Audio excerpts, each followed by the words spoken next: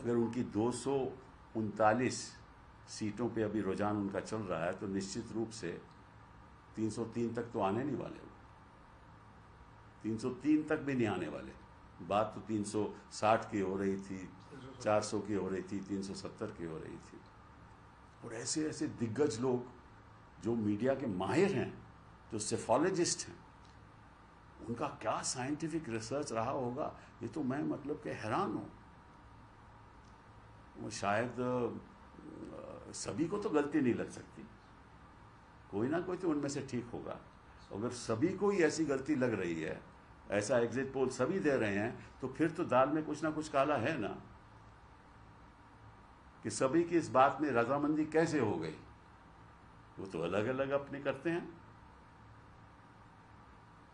Exit poll अलग अलग करते होंगे, लेकिन एक यूनिफॉर्म एग्जिट पोल लग रहा था।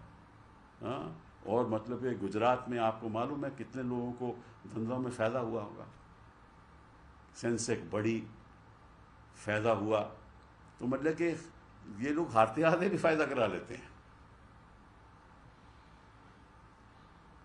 Thank you very much. Sir, I have one question. What you think the 3 top issues which is the people are voted against BJP? बेरोजगारी नंबर 1, सबसे बड़ा मुद्दा बेरोजगारी।